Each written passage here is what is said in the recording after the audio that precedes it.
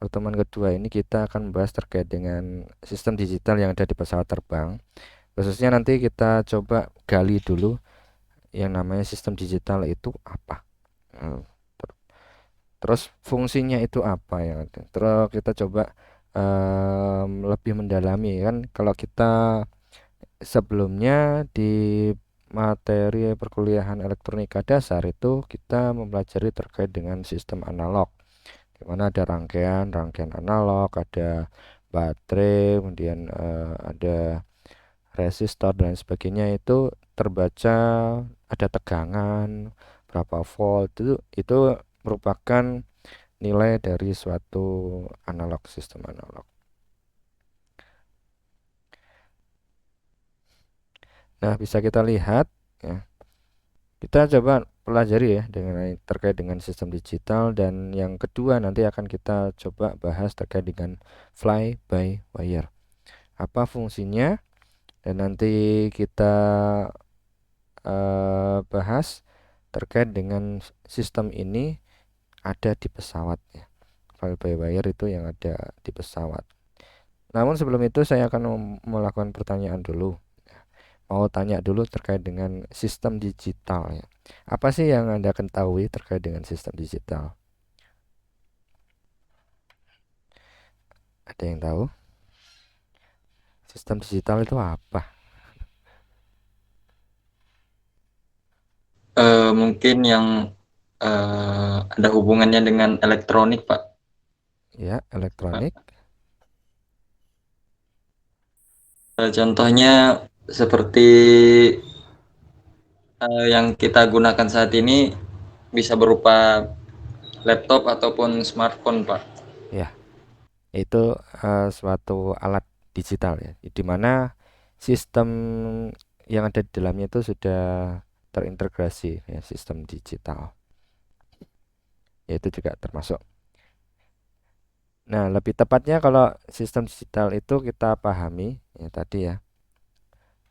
Memang benar. Jadi suatu sistem digital itu dia itu terdiri dari beberapa komponen elektronika ya. Khususnya ada yang gerbang logika, ada yang beberapa rangkaian elektronik, IC dan lain sebagainya. Itu mereka berproses dan prosesnya itu dia menggunakan sistem bilangan biner. Ya, bedanya kalau sistem digital itu dia hanya mengenal yang namanya bilangan biner. Bilangan biner itu bilangan yang hanya mengenal angka 0 dan angka 1. Angka 0 dan angka 1 ya, bilangan.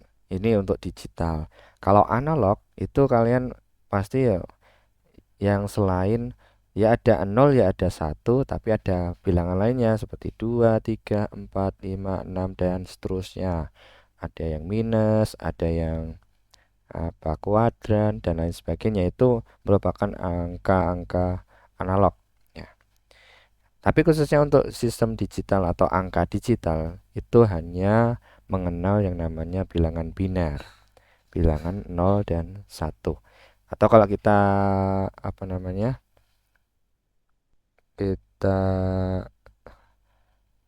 kita pahami ya terkait dengan angka 01 itu kita jabarkan untuk beberapa hal lainnya itu adalah misalkan ada pertanyaan kita mau lewat lurus atau kanan itu hanya ada dua opsi mau lurus atau ke kanan misalkan kalau biner 0 dan 1 ini lurus atau kanan atau misalkan ada pernyataan ya atau tidak yaitu hanya dua jawaban pilihan yang diberikan kalau emang ini pernyataannya benar maka kita jawab iya kalau pernyataan ini salah maka kita jawab tidak. Ya, seperti halnya kalau misalkan ada pernyataan seperti itu ya. Apakah misalkan ini saya buat satu sama dengan bilangan satu itu dia sama dengan satu. Iya atau tidak? Iya. Kalau iya ke sana. Kalau tidak ke sana. Kalau ini pernyataannya 1 sama dengan 1, itu kan berarti betul, berarti jawabannya adalah ya. Ya harus ke sana. Nah, terkait dengan apa namanya? Sistem digital ini ya. Yang namanya sistem digital itu dia mempunyai kuantitas ya, kuantitas. Kalau kita lihat kuantitas itu adalah suatu yang terukur atau termonitor atau terekam atau teramati dan dapat diubah secara aritmatis atau persamaan. Nah, suatu yang terukur, termonitor, terekam, ya, teramati dan dapat diubah secara sistematis atau aritmatis menggunakan suatu persamaan. Nah, kalau kita lihat di sistem digital itu pengoperasiannya ada dua jenis kuantitas. Ya. Ada kuantitas analog dan kuantitas digital. Seperti kita tahu, kuantitas analog itu kalau kita jabarkan ya, kuantitas analog itu dinyatakan dalam bentuk kontinu pada semua rentang nilai. Seperti halnya ini, contohnya ada speedometer. Ya. Speedometer dia akan menunjukkan angka dari 0 sampai ini 320. Yang dinamakan dia berbentuk kontinu, dia nilainya akan naik turun ya. Naik terus naik turun. Misalkan ini kendaraan, kalian menggunakan kendaraan, itu kalau kita ingin cepat kendaraannya, maka akselerator atau gasnya kita putar kenceng. Nanti speedometernya akan menunjukkan kecepatan ya yang kontinu ke atas naik. Namun ketika ada lampu merah, maka kita harus menggunakan rem. Artinya gasnya itu akan dilepas.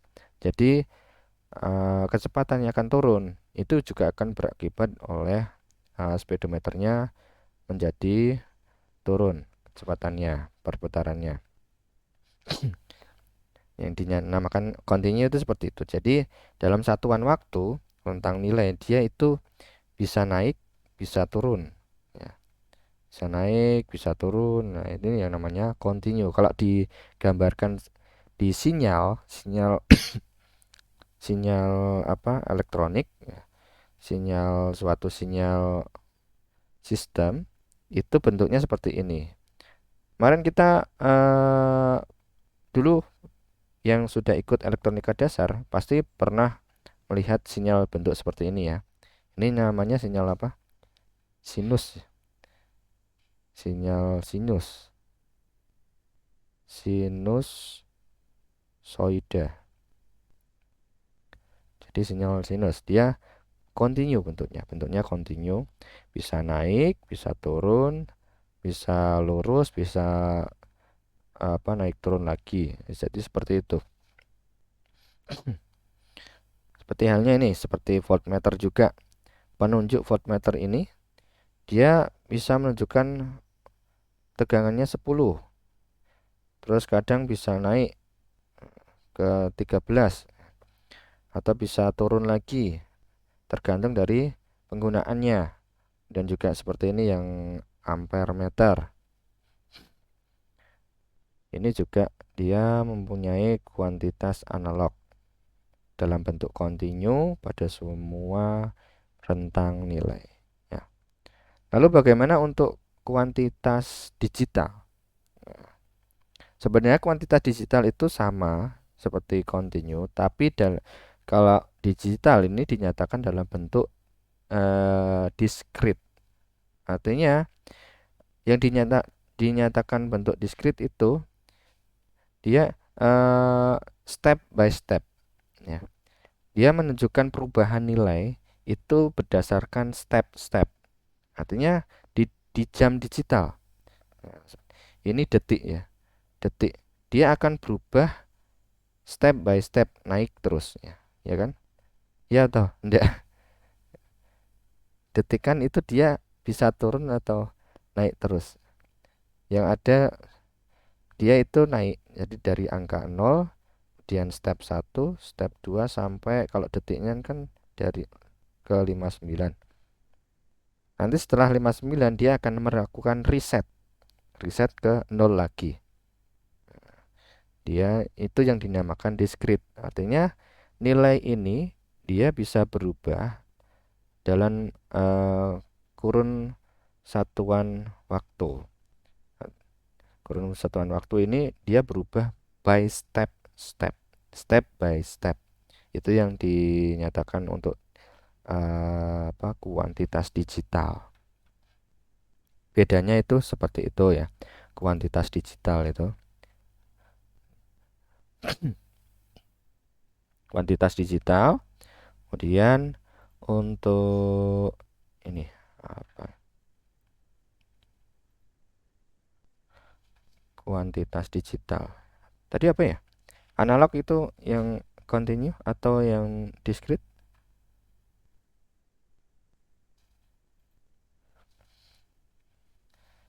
Analog itu dia bentuknya dinyatakan secara continue, secara waktunya, periode perubahan waktunya secara continue. Sedangkan untuk yang digital itu perubahan waktunya itu secara discrete ya. Waktunya tidak secara continue tapi secara discrete, step by step. Ya. Seperti halnya kalau jam tangan, kalian punya jam tangan analog dan jam tangan digital itu bentuknya sama ya. Yang membedakan adalah waktu ya, perubahan waktunya saja.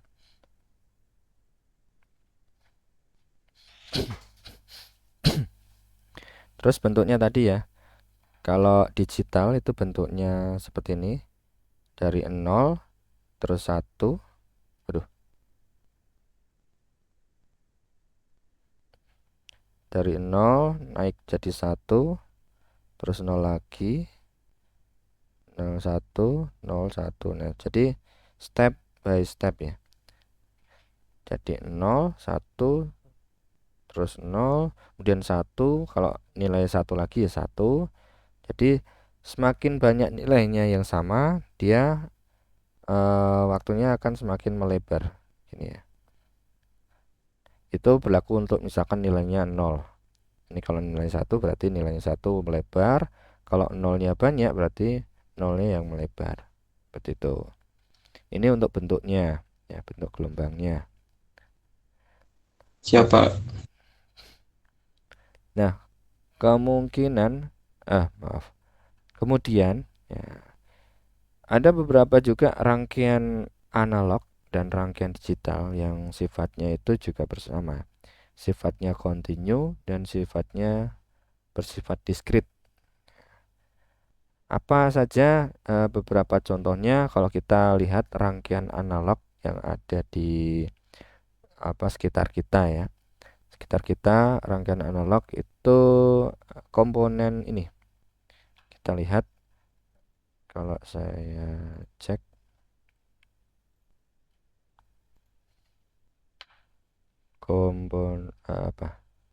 potensiometer.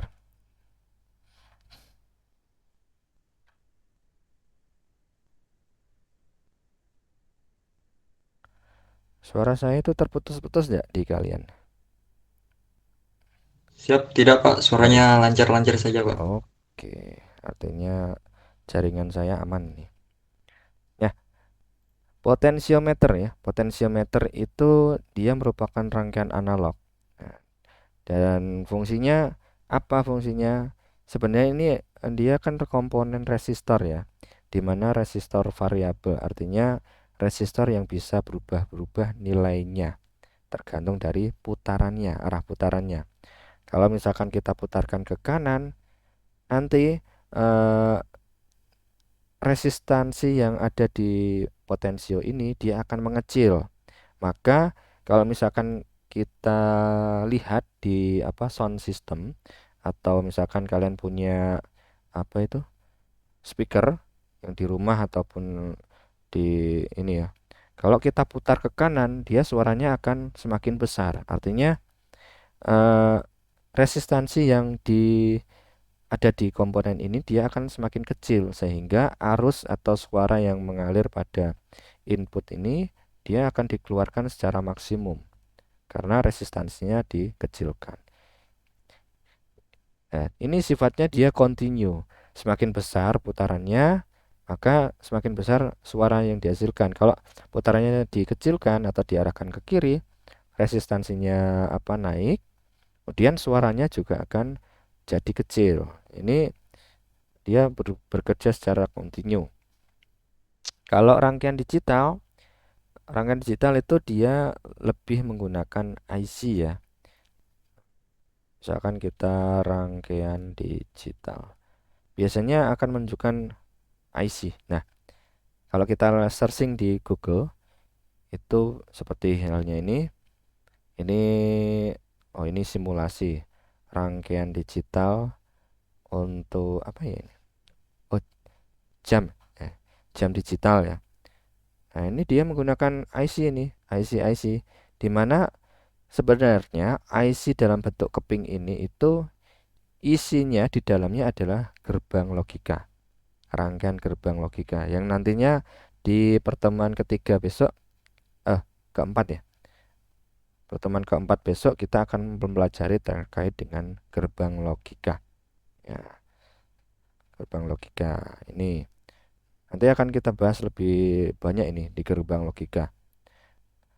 Jadi sebelum kita masuk ke IC, paket IC seperti ini, kita coba dulu untuk eh, mempelajari gerbang logika dasarnya. Sebelum kita masuk ke rangkaian IC-nya, kita masuk ke gerbang dasarnya. Nah, itu perbedaan rangkaian analog dan rangkaian digital. Terus eh, representasi besaran digital itu bagaimana? Kalau kita lihat, ntar saya buka note saja.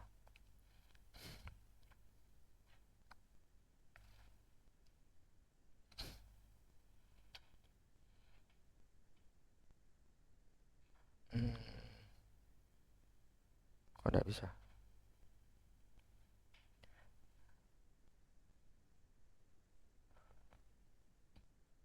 Oke, ini untuk pertemuan 2 ya.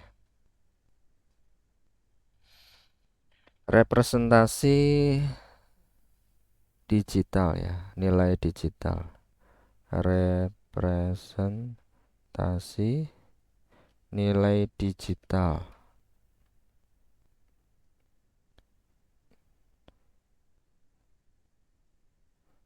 Representasi nilai digital ya.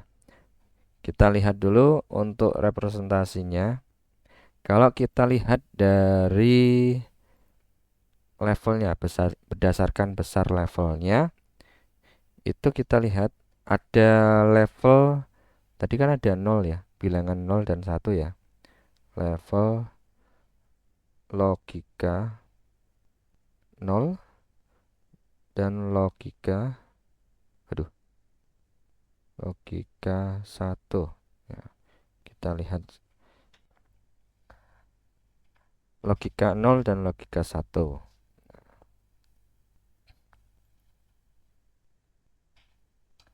Kalau misalkan ini tegangan listrik ya, tegangan listrik yang ada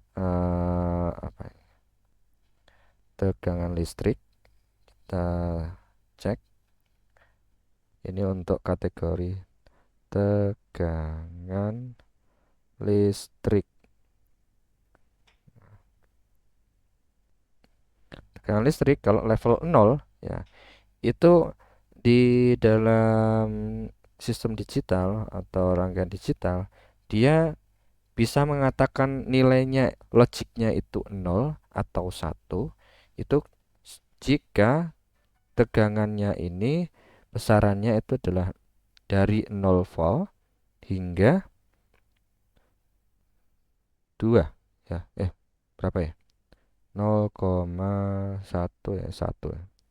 1, kadang beberapa apa beberapa perangkat itu berbeda-beda nilainya. Ada yang dari 0 sampai 0,8 itu dia dinyatakan 0. Kemudian dari 0,9 itu sudah dinyatakan 1. Logikanya 1. Kalau standarnya untuk level 0 dan level logika 1 itu, kalau logika 0 itu dia dari 0 volt, ini untuk tegangan ya, tegangan listrik ya. 0 volt sampai 1,8 volt. Kemudian kadang ada yang 2 volt ya. Ini saya buat 2 volt saja. 2 volt. Kemudian di 2 volt ke atas hingga 5 volt itu dia menyatakan logic 1. Ini untuk tegangan listrik. Kemudian misalkan kita lihat dari titik potensialnya atau titik referensi di elektronika ya. Titik potensial atau referensi tegangannya ya. Referensi tegangannya, kalau logika 0 itu dia disambungkan dengan yang namanya ground ya, GND atau grounding. Biasa mendengar kalimat ground ya, grounding. Kalau kalian eh, berkutik dengan rangkaian elektronik, pasti ada yang namanya VCC, ada yang namanya ground. Atau kalau orang listrik itu ada yang menyatakan ini tegangan positif, tegangan negatif. Nah, gitu ya. Kalau di aki itu biasanya tegangan positif, ini tegangan negatif. Nah, kalau di level logika itu ground, terus nih logika 1, 0 itu ground, 1 itu VCC. Kalau misalkan di aki ya, aki, aki motor kendaraan atau aki, biasanya apa tulisannya? Acu gini ya. Itu logika nolnya itu adalah apa? Negatifnya, negatif atau simbolnya itu strip gini ya. Kalau logika 1 itu positifnya. Atau biasanya ada simbol plus, nah, positif. Terus kalau misalkan dalam kita representasikan yang ada di sekitar kita itu apa ya? Saklar lampu ya. Ya, kita coba. Saklar, saklar listrik ya. Saklar listrik. Keadaan hanya ada dua keadaan. Keadaan terbuka dan keadaan tertutup. Artinya saklar listrik kan kalau kita gambarkan itu seperti ini ya. Kalau di rangkaian listrik ini saklar terbuka. Kalau saklar tertutup dia kan terhubung gini ya. Saklar tertutup. Ya. Nah, di level logika 0 dan 1, logika 0 dia terbuka tertutup. Kalau level 0, logika 0. Siap, tertutup, Pak. Tertutup. Tutup, Pak. Siap, terbuka, Pak. Ya, jawabannya yang betul adalah terbuka. Ya. Kenapa bisa Siap, terbuka? Pak. Ya, terbuka karena yang namanya saklar terbuka ini dia tidak menghasilkan atau mengalirkan suatu aliran listrik. Artinya dia logikanya 0. Tapi kalau saklarnya tertutup, dia bisa mengalirkan aliran listrik dari input ke rangkaian tertentu. Maka logika pada saklar tertutup ini logikanya 1.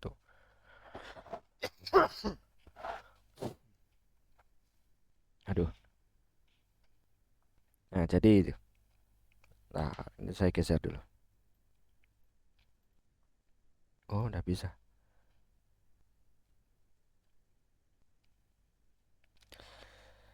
saklar listrik. Kemudian apa lagi ya? Lampu. Bentar, kayaknya ada pesan. Oh, enggak ada ya.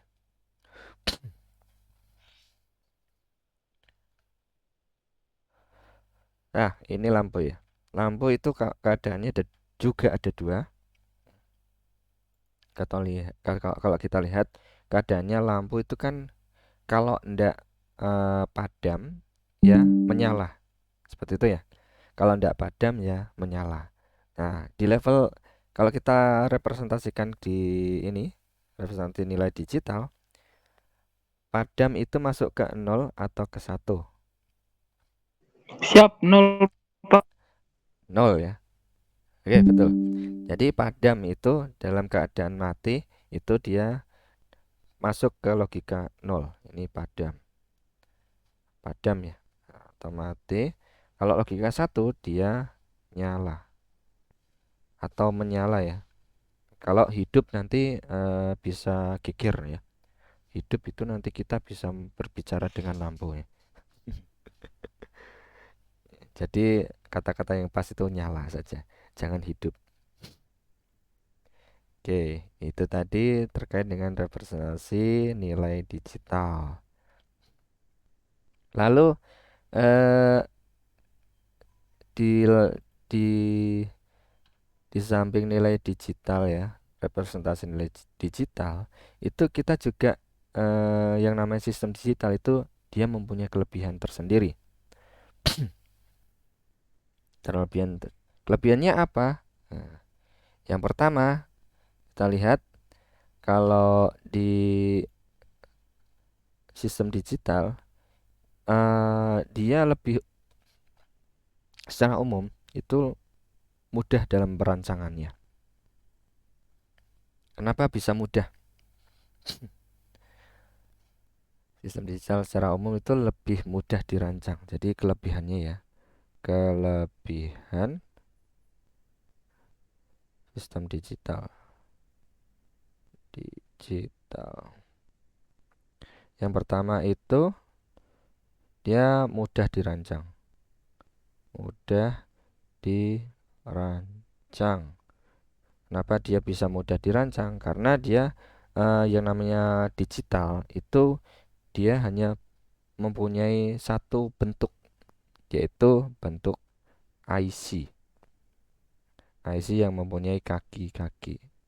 Dan ini kaki-kaki ini dia mempunyai fungsi maupun tugas tersendiri. Ada yang dia sebagai kaki pertama, dia sebagai input, dan kaki kedua sebagai output, ataupun nilai-nilai fungsi lainnya tergantung dari jenis IC tersebut.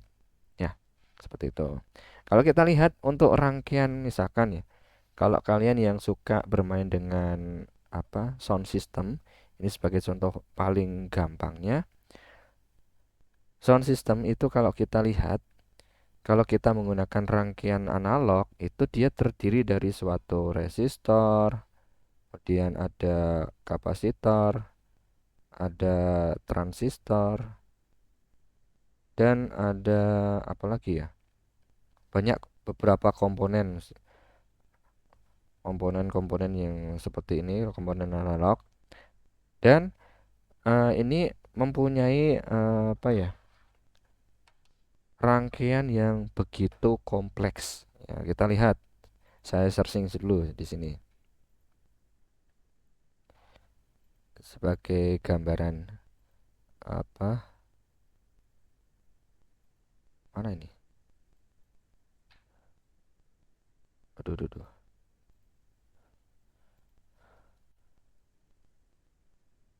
Power amplifier.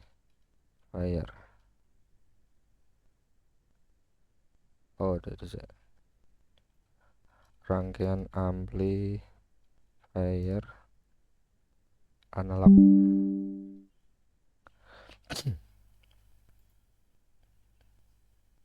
Ya, sebagai contoh seperti ini ya. Ini rangkaian mana nih? Nah, ini rangkaian speaker aktif, di mana rangkaian ini banyak sekali ya kombinasinya. Ini untuk speaker aktif menggunakan rangkaian analog. Nah, kalau untuk rangkaian digital itu hanya membutuhkan satu chip IC dan beberapa komponen tambahan seperti potensio sama ini kapasitor. Udah itu saja. Sangat beda sekali ya. Nah, kalau ini rangkaiannya ini eh, sangat kompleks, apalagi misalkan ini ada dua channel, input yang kanan dan input kiri. Biasanya kan ada R dan L ya, kalau untuk yang speaker aktif. Kalau yang rangkaian digital itu cukup seperti ini.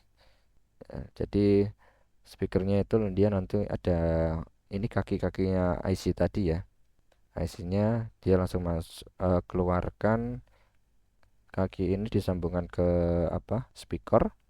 Kemudian ada inputnya di kaki nomor 2. Ini input.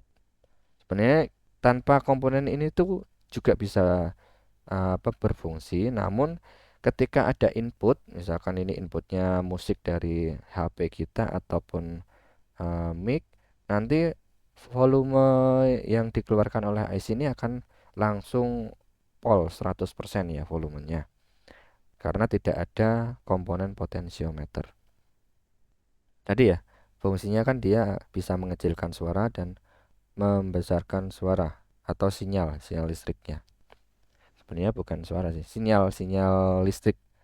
Dari sinyal listrik diubah menjadi suara. Oke, kembali lagi. Ini kita tadi mudah dirancang ya. Oke, mudah dirancang. Kemudian untuk misalkan dalam ketelitiannya itu lebih besar. Dari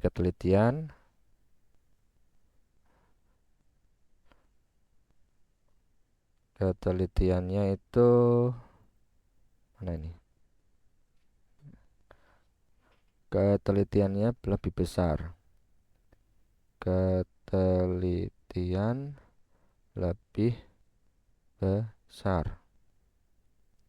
Ketiga, mudah dalam penyimpanan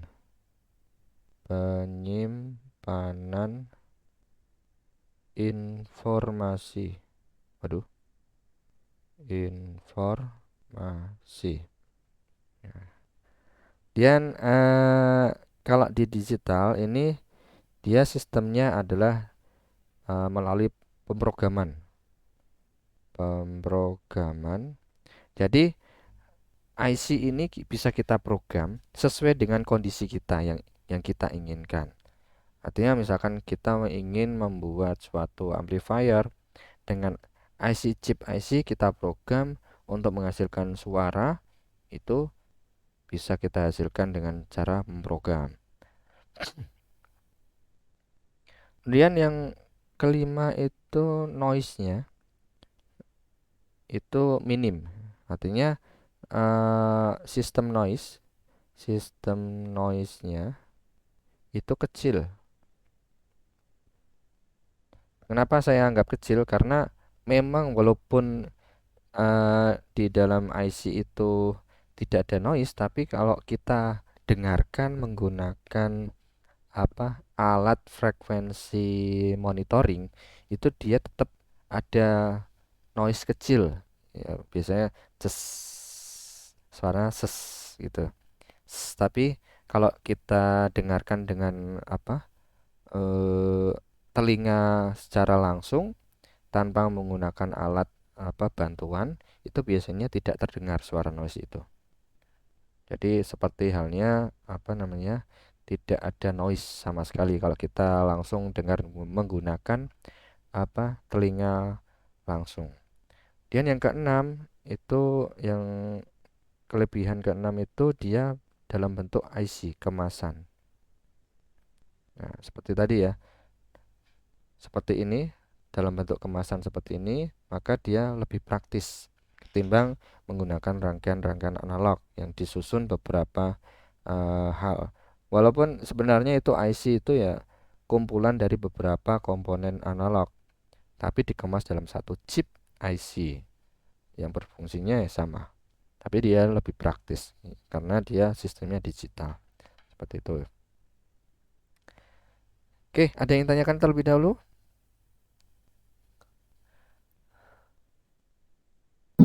Izin Pak, izin bertanya. Ya, siapa? Siap. Itu mengenai kelebihannya ya Pak. Misalkan apa kekurangannya apa ya Pak? Siapa? Siap, terima kasih Pak. Oke, itu tadi kelebihan ya. Kita bahas terkait dengan kekurangan. Ya, walaupun di digital itu ada kelebihan, semua hal yang kita terima ataupun eh, sesuatu hal yang ada kelebihan pasti ada kekurangannya ya. Nah, di sistem digital ini ada ya kekurangannya. Yang pertama dari segi komponennya ini ya. Komponennya walaupun tadi dia praktis ya dalam sisi kemasan, tapi dia hanya mempunyai batasan tegangannya.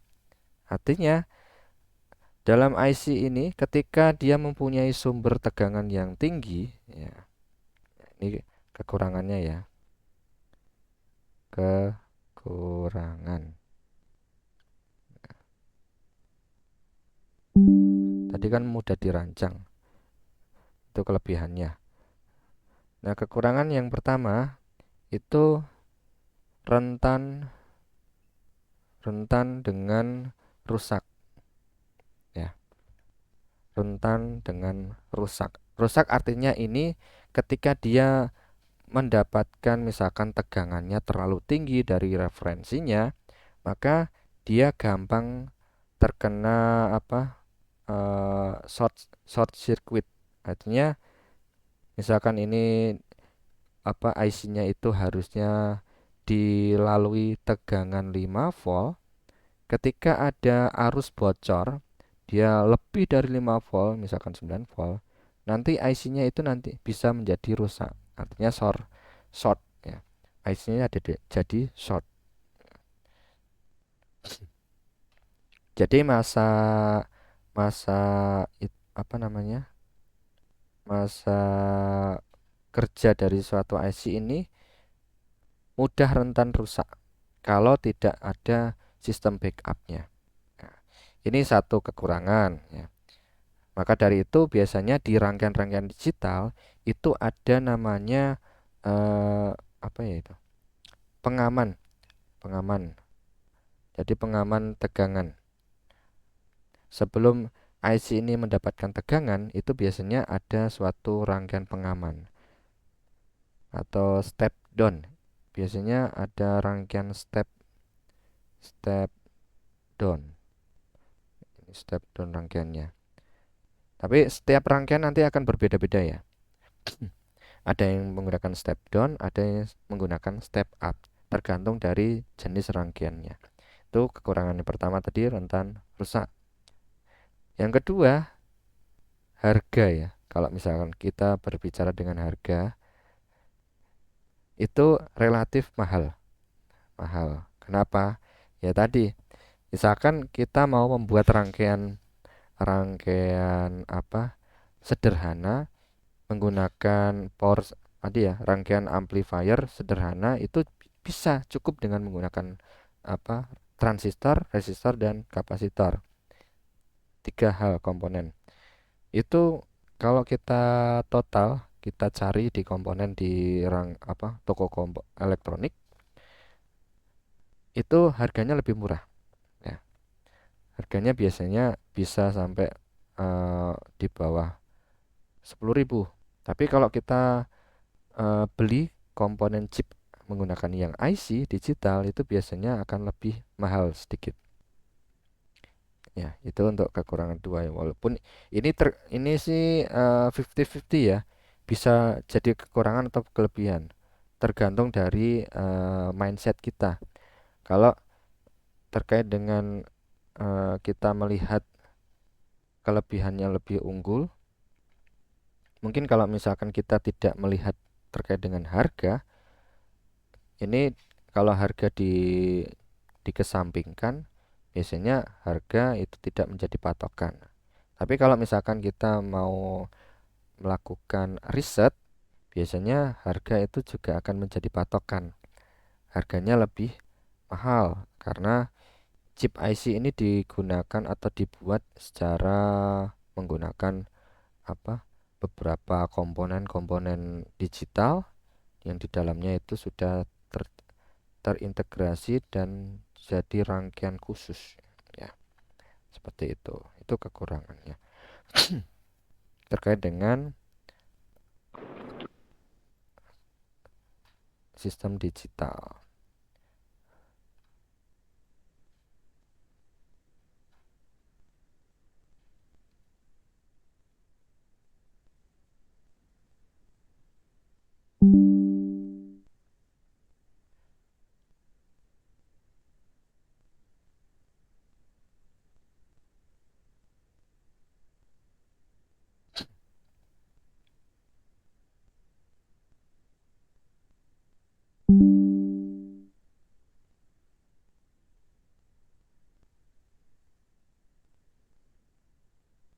Oke, gimana? Ada yang lainnya?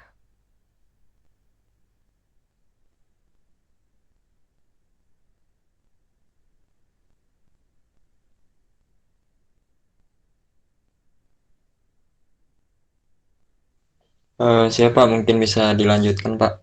Oke, berarti kita lanjut ya. Yaitu terkait tadi dengan sistem digital, ya kita sudah memahami ya bahwa sistem digital memang lebih unggul ketimbang dengan sistem analog ya. Walaupun yang namanya analog itu masih dibutuhkan, ya. Tapi lambat laun, ya, dari tahun ke tahun itu pasti akan ditinggalkan karena memang yang pertama yang paling yang menjadikan analog ini ditinggalkan adalah noise. Nah, tadi noise noise atau apa namanya itu gangguan ini akan berpengaruh sangat sekali terkait misalkan apa namanya ini untuk suara ya. Suara. Misalkan saya tidak menggunakan ini headset atau mikrofon ini. Misalkan saya menggunakan langsung suara yang ada di laptop saya, biasanya itu suara-suara yang di sekitar itu biasanya akan ikut masuk ketika saya berbicara ataupun melakukan meet ini. Biasanya nanti akan suara-suara seperti misalkan ada suara musik, di samping saya ada suara eh, tukang gergaji atau tukang sedang dodok-dodok pintu, biasanya nanti akan terdengar atau tertangkap di mikrofon laptop saya. Tapi kalau misalkan saya menggunakan mikrofon yang khusus di mana di dalamnya itu ada sistem peredamnya atau bisa menghilangkan noise-nya, itu dia bisa lebih mulus dalam suatu menyampaikan suaranya. Seperti itu. Ya, kita lanjut ya terkait dengan tadi sistem digital. Nah, kita masuk lagi mengenai yang namanya fly by wire ya. Ada yang tahu atau ada yang pernah mendengar fly by wire? Siapa belum pernah mendengarnya, Pak? Belum Ya, pernah ya. belum pernah, Pak. Nah, ya, fly by wire ini merupakan sistem digital yang ada di pesawat terbang. Pesawat terbang khususnya untuk yang saat ini ya, yang berkembang saat ini itu dia sudah menggunakan sistem fly by wire. Kalau kita paling gampangnya ya, kita ini kan bahasa Inggris. Kita coba untuk translate menggunakan bahasa Indonesia. Fly itu apa? Terbang. Siapa? Terbang. Ya, menggunakan wire, kabel. Ya. Kalau kita coba analisa terbang dengan kabel, Kira-kira kita bisa membayangkan enggak gerbang dengan kabel? Oke, mungkin belum ada bayangan ya. Kita eh cross check dulu lah. Cross check dulu di pesawat-pesawat terbang zaman dahulu. Jadi sebelum ada yang namanya kelistrikan, pesawat zaman dahulu itu dia menggunakan mekanik, sistem mekanik ya. Sistem mekanik. Kita lihat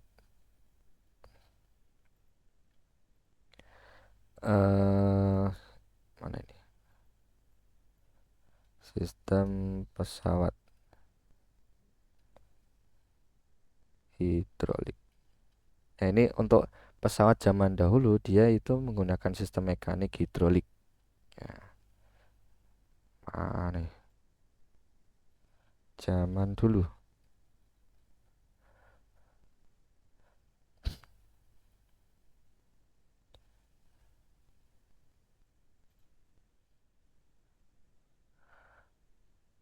Nggak ada yang rinci ya. Saya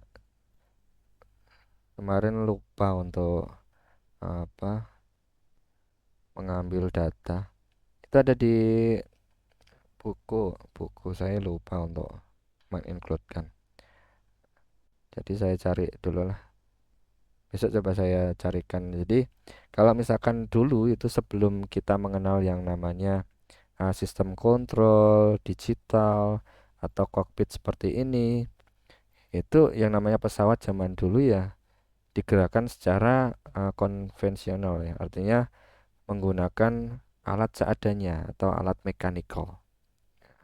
Kalau sekarang kan kita sudah mengenal yang instrumen elektronika, instrumen digital seperti itu, dan instrumen-instrumen ini itu eh, sekarang itu sudah diterapkan hingga yang namanya seperti halnya pesawatnya bisa jalan sendiri secara kontrol otomatis.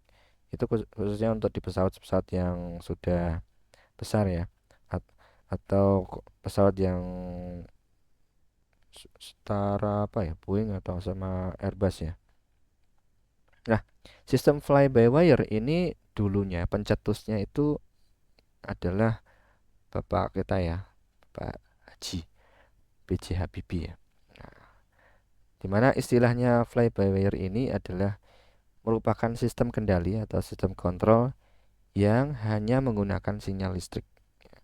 Ini fly by wire itu biasanya disingkat FBW. Sistem kendali atau sistem kontrol yang hanya menggunakan sinyal listrik. Sinyal listriknya ini dia menggunakan apa? Ya menggunakan tadi kabel. Ya. Jadi suatu kabel ini bisa mengalirkan sinyal listrik.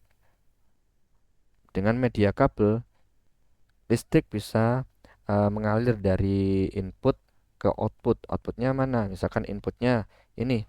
Inputnya adalah kendali yang ada di pesawat.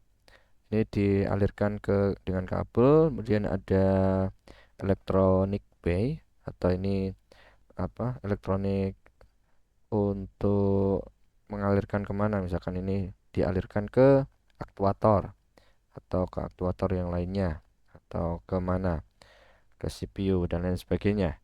Jadi hanya berupa dengan ini perkabelan pesawat bisa terbang. Nah, ini hanya istilah ya, bukan bukan kita membuat pesawat dengan kabel bisa terbang. Artinya ini hanya istilah fly by wire, di mana sistem kontrolnya itu kita menggunakan sinyal listrik. Nah, maka dari itu dikatakan fly by wire. Tidak menggunakan, kalau kita hidrolik ya, walaupun hidrolik masih ada di pesawat, biasanya untuk yang utama adalah sistemnya menggunakan sistem fly by wire. Jadi di sini itu tidak ada lagi penghubung hidrolik atau maupun mekanik secara langsung antara pilot dan control surface. Seperti halnya tadi ya, yang ada di sini. Kalau di pesawat seperti ini, itu control surface-nya seperti halnya kalau ingin apa? menggerakkan kanan kiri atau sayapnya, itu dia menggunakan mechanical ya, sistem mechanical atau hidrolik. Berbeda dengan pesawat yang sekarang, seperti halnya menggunakan joystick. Jadi ada yang namanya ini ada kontrol apa nih? Gampangannya joystick ya, apa ya? Tuas kendali untuk pilot ya. Nah, ini disambungkan dengan kabel. Artinya dari sini itu dia dihubungkan menggunakan kabel. Bukan lagi misalkan ini dari kontrol ini disambungkan dengan besi yang dimana nanti menghubungkan ke sayap. Ini akan membutuhkan suatu penghubung hidrolik atau mechanical.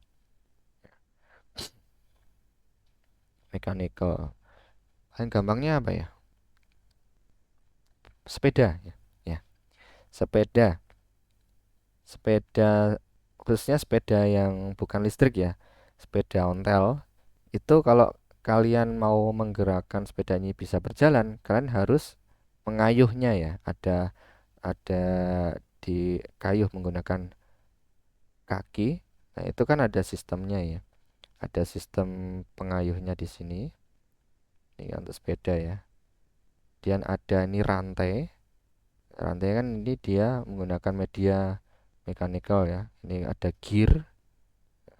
Ketika ini dikayuh, ban akan bergerak atau berputar. Ini sistem mechanical. Kalau yang listrik, dia tidak ada yang namanya pengayuh seperti ini. Cukup ada motor listrik dihubungkan dengan kabel. Di sini kita hanya menekan tombol. Ini maju, ini tombol untuk berhenti. Ini maju. Tinggal tekan nanti akan menggerakkan motor listrik. Jadi istilahnya paling gampangnya seperti ini ya. Kemudian ada lagi peningkatannya yang namanya digital fly-by-wire. Nah, bedanya apa? Kalau tadi kan sinyal listrik ya, beberapa sinyal listrik. Kalau yang di digital itu pure murni untuk sistem kendali terbangnya ini dipasangkan komputer digital. Artinya menggantikan sistem kendali mekanik konvensional. Berbeda dengan yang fly-by-wire biasa, dia menggunakan banyak kabel ya. Makanya ada electronic buy. Banyak kabel ke sini, ke sana, ke sini. Nah, kalau yang digital fly-by-wire itu pengkabelannya secara serial. Artinya dengan suatu kabel ya, misalkan 3 kabel ini. Ini kabel ini sebagai data, ini VCC-nya, ini ground. Dengan 3 kabel ini kita bisa menggerakkan motor, menggerakkan aktuator, flap dan lain sebagainya dengan bermediakan 3 kabel. Kenapa seperti itu? Nah, di suatu alat sistem aktuatornya biasanya ada yang namanya modul serial. Ada modul kendali serialnya di mana dia bisa membaca data dan di dalamnya ada namanya address. Address itu pengalamatan. Jadi kalau kita di dunia microcontroller itu ada yang namanya addressing. Jadi setiap perangkat dia punya alamat. Alamatnya kalau kalian kan punya rumah ya. Nah, rumahnya alamatnya di mana? Di Bandung, ada yang di Surabaya, ada yang di apa namanya? Di Jogja dan lain sebagainya. Nah, alamatnya kan biasanya perumahan atau alamat di desa mana, di jalan mana. Nah, ini ibaratkannya seperti itu. Di sini eh, aktuator ini dia mempunyai alamat address. Alamatnya itu tidak fisik tapi memorical. Misalkan hexa, nilai hexa 0 FA atau 0xFF atau 0xA1. Nah, jadi alamatnya itu dia mempunyai bilangan heksadesimal. Heksadesimal. Nah, ini bilangan heksadesimal itu suatu alamat address yang ada di suatu perangkat. Jadi kalau digital fly-by-wire dia menggunakan komputer digital, di mana komputer digital ini dia bisa membaca address dari suatu alamat atau address dari suatu alat atau suatu aktuator dan lain sebagainya. Aktuator, misalkan ada dua aktuator, aktuator 1 dan aktuator 2 itu masing-masing dia mempunyai alamat yang berbeda. Nah, di sini di komputer digital dia cukup mengetikkan tujuan addressnya, terus perintahnya apa? Ya. Jadi cukup dua perintah, seperti dua line. Misalkan kalau di pemrograman itu dua kode, artinya set addressnya, kemudian set eksekusinya apa. Nah, address A itu diperintahkan untuk menggerakkan aktuator ke atas. Jadi dalam satu input kabel data ini mempunyai beberapa banyak data. Ya, itu yang dinamakan digital fly-by-wire. Sampai di sini ada yang masih belum paham?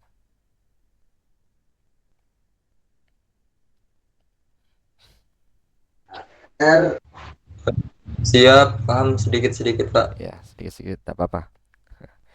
Jadi perbedaannya kalau tadi yang bukan digital, tapi fly-by-wire tetap menggunakan sinyal listrik. Nah, ini sambungan kabelnya itu lebih banyak. Artinya misalkan ini kendali ini untuk menggerakkan motor, maka membutuhkan misalkan beberapa kabel, misalkan tegangan, ECC, ground, dan ini untuk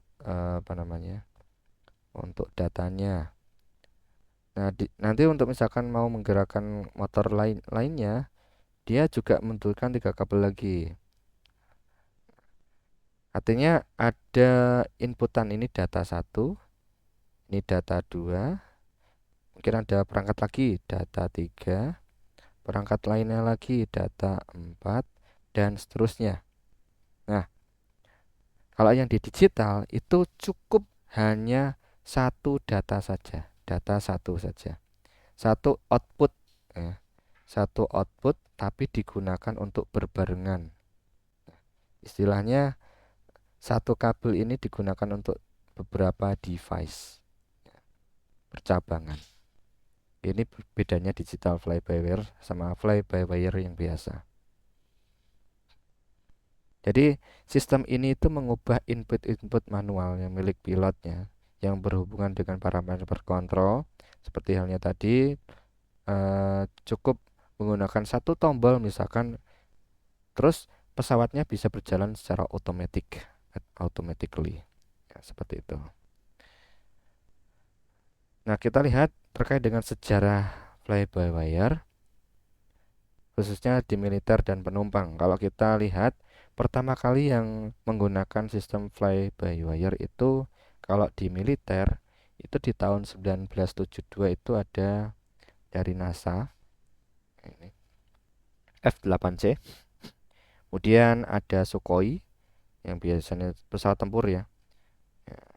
Kalau kalian melihat berita Rusia sama Ukraina itu biasanya lihat pada mengeluarkan pesawat tempurnya. Ada Hawker Hunter, ya, banyak ya sistem-sistem pesawat militer. Kalau kita di pesawat penumpang, pertama kali dikenalkan di tahun 1984 itu di Airbus A320. Ya, ini pengontrolannya dia menggunakan fly-by-wire yang digital fly-by-wire. Bukan fly-by-wire tapi digital fly-by-wire. Kemudian di tahun 2005 itu ada di Dassault Falcon.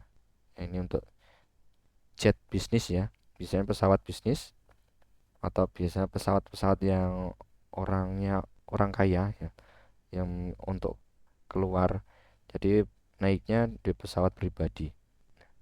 Dan juga ada pesawat yang sekarang sudah pensiun di Jogja, N250, Pak Habibie ya, yang mengembangkan dulu di tahun 90-an. Ini juga dia menggunakan sistem fly by wire. Kemudian ada faktornya, faktor beberapa cara kerja fly by wire yang perlu kita ketahui. Yang pertama itu ketahanannya. Jadi kalau sistem kontrol mekanik atau hidrolik itu kan dia punya masa kerusakan. Misalkan kalau kan yang namanya alat yang konvensional seperti roda itu dia kan memang mempunyai masa masa kerusakan yang bertahap. Nah, di fly by wire modern ini biasanya itu mengkesampingkan seperti apa terkait dengan itu karena memang ini fly by wire adalah sistem bukan perangkat. Sistem yang mengontrol suatu perangkat. Dia bisa berdiri sendiri terpisah ya karena sistemnya dia menjadi sistem kesatuan untuk menggerakkan suatu perangkat. Makanya dia mempunyai sistem yang terpisah dan berdiri sendiri. Jadi ketahanannya karena memang ini sistem, jadi ketahanannya lebih kokoh. Kemudian untuk sistem kendali, ya, faktornya ini, karena ini pemrosesan sinyal pasnya dilakukan oleh komputer. Karena fly by wire itu butuh suatu komputer atau Central Processor Unit atau CPU, di mana ini digunakan di program untuk mengkondisikan pesawat dan kita bisa melihat panel-panel yang ada di pesawat ya, khususnya. Terus dapat meningkatkan fleksibilitas karena komputer ini bisa menerima input dari sensor manapun ya. Jadi pesawat terbang itu mempunyai banyak sensor. Sensor udara, sensor kecepatan angin, sensor untuk apa lagi? Kelembapan, sensor lain sebagainya. Jadi banyak sensor yang dibaca oleh pesawat dan itu digunakan untuk mengendalikan komponen-komponen yang ada di pesawat terbang. Semisalkan ini pesawat kan kalau terbang ya, terbang di atas itu biasanya suhunya akan menjadi lebih dingin. Nah, yang namanya pesawat itu kalau kena suhu tinggi, suhu rendah, dia kan bisa menghasilkan icing ya. Nah, icing ini bisa diatasi dengan yang namanya sensor icing. Sensor icing dia membaca suhunya berapa, terus mengaktifkan komponen yang ada di pesawat untuk yang namanya heater untuk memanaskan bodi pesawat sehingga pesawat ini bisa menghindari icing. Kalau ada icing nanti akan menghasilkan itu namanya tadi nanti pesawat bisa hilang kendali, pesawatnya bisa jatuh karena tertimbun es yang ada di pesawatnya, jadi aerodinamikanya menjadi berkurang. Dan ini bisa menjadi stabil ya nanti untuk manfaatnya. Terus ada juga segel penerbangan. Ini faktor dari FBW itu ada segel penerbangan untuk membuka akses terhadap perlindungan atau proteksi. Jadi perancangan pesawat ini, setiap pesawat itu dia mempunyai karakter yang berbeda-beda dalam batasan aerodinamika dan struktur pesawat terbang. Itu nanti ada bab tersendiri ya untuk mempelajari itu. Kalau saya bukan di bidangnya, jadi saya kurang paham terkait dengan aerodinamika dan struktur pesawat terbang ya. Jadi yang saya pahami ya cuman untuk ini yang namanya digital system itu ya kita bisa melakukan setting atau memberikan suatu proteksi perlindungan pada pesawat terbang karena kita bisa melakukan programming ataupun melakukan setting awal pesawat ini mau perangkat ini mau diapakan. Kita bisa melakukan setting-setting secara manual. Yang pastinya ada manual book ya.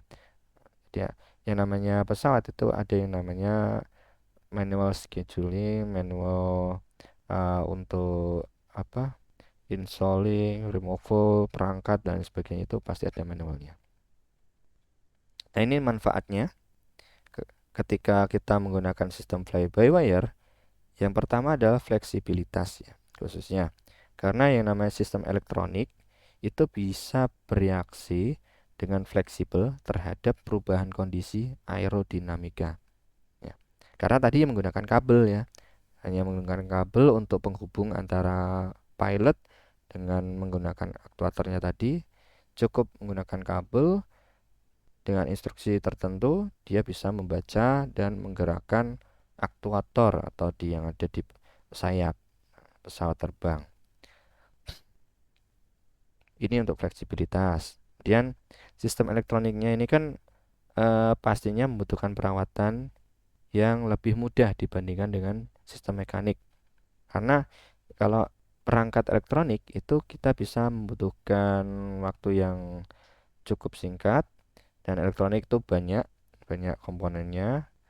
Dan untuk peralatan elektronik yang digunakan pesawat itu dia sudah dikemas dalam suatu modul. Jadi kalau kita lihat, misalkan ada kerusakan di bagian aktuator A, kendali di aktuator flapnya atau di horizontal stabilizernya, nanti kita masuk ke bagian cabin yang isinya itu perangkat-perangkat digital. Kotak-kotak cabin ini dia merupakan modul-modul yang khusus digunakan untuk beberapa hal. Misalkan dalam suatu kelistrikan di cabin atau kelistrikan di lampu-lampu penerangan di kabin, ataupun kondisi air conditioner atau AC yang ada di kabin itu rusak, misalkan ini adalah modul untuk mengatur AC-nya, AC cabin.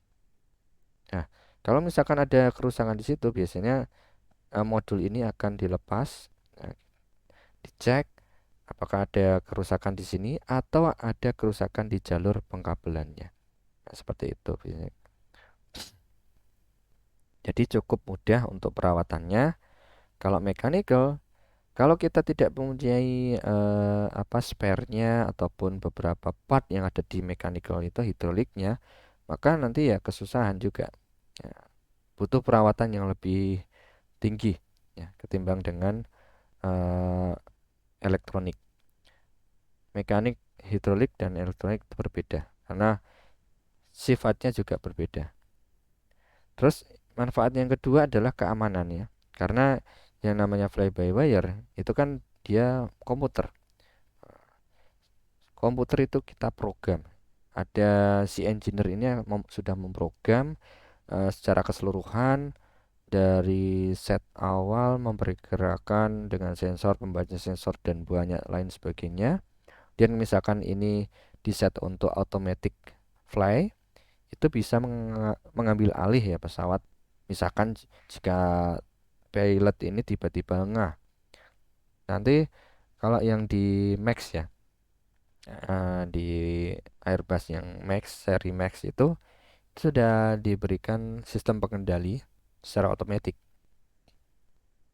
Dimana misalkan ada kesalahan si pilot ini kurang menerapkan atau belum menekan tombol sesuatu yang harusnya ditekan, nanti komputer ini akan melakukan identifikasi secara otomatis. Ini juga bisa menutupi koreksi terhadap kesalahan manusiawi atau human error. Ini keamanan. Manfaat yang kedua. Manfaat yang ketiga tadi ya stabilitas. Karena menggunakan kabel itu jauh lebih ringan ketimbang menggunakan mechanical hidrolik. Kalau mechanical hidrolik kan pasti ada as untuk penghubung antara kendali pilot kemudian ke flapnya ataupun di sayapnya. Ini menggunakan besi, yang pastinya yang mechanical itu akan membuat berat pada pesawat itu lebih tinggi ketimbang dengan kabel, karena kabel kan lebih ringan ya, walaupun sama-sama tembaga, terbuat dari tembaga kan dia kabel itu kecil, itu lebih ringan ketimbang dengan mechanical hidrolik. Ini tadi, terus performanya juga lebih baik dibandingkan menggunakan yang mechanical, pastinya itu. Dan ini tadi ya, penghematan beban, bobotnya lebih ringan karena sistemnya itu berkaitan dengan stabilitas tadi ya, karena lebih ringan dan aerodinamikanya nanti mengalami lebih stabil, aerodinamikanya bisa terjaga seperti itu ya.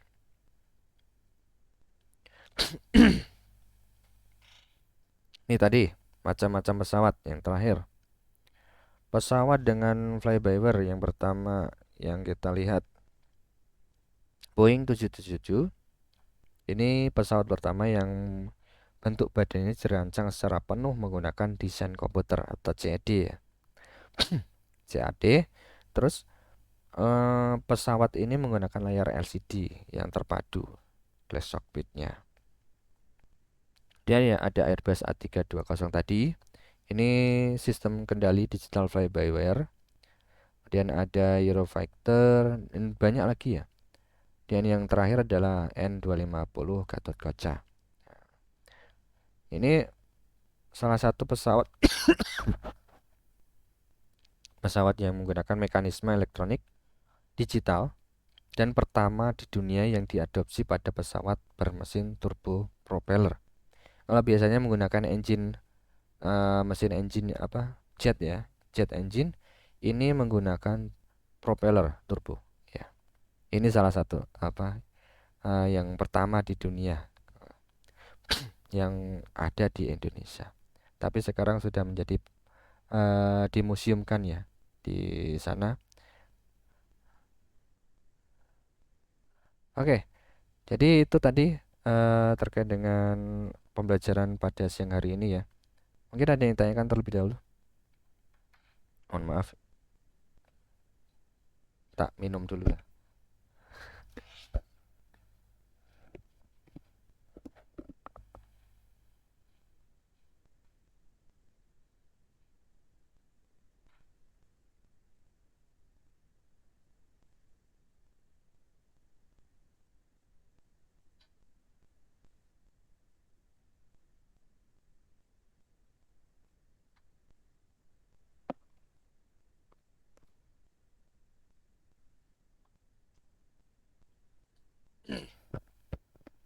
Oke, gimana? Ada yang tanyakan enggak?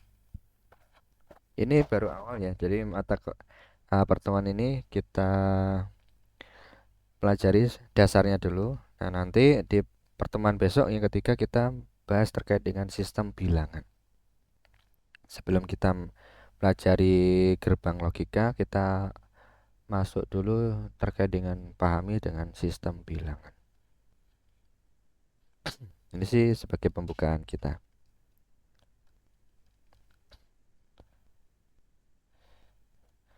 Gimana? Ada yang tanyakan?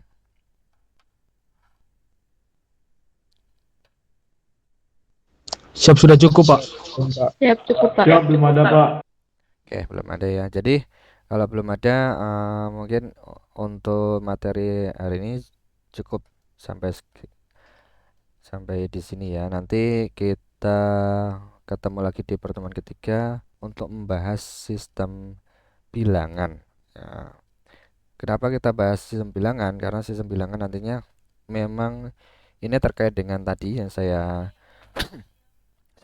singgung terkait dengan bilangan biner, ya, bilangan yang mencakup angka 0 dan 1, kemudian ada heksadesimal, terus ada bilangan lainnya, misalkan nih, bilangan oktal, dan ada yang pertama biasa kita pahami ya bilangan desimal.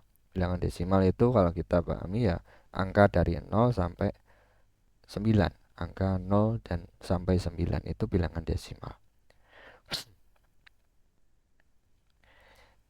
Untuk hari ini tidak ada kuis ataupun tugas, jadi ini kita masih masih mempelajari dasar-dasarnya dulu. Jadi kita di sistem digital nanti, teknik digital ini kita lebih fokusnya nanti ke perangkat ya, perangkat digital dan merangkai ya. Jadi untuk output terakhirnya besok kan kita harus bisa merangkai sistem digital.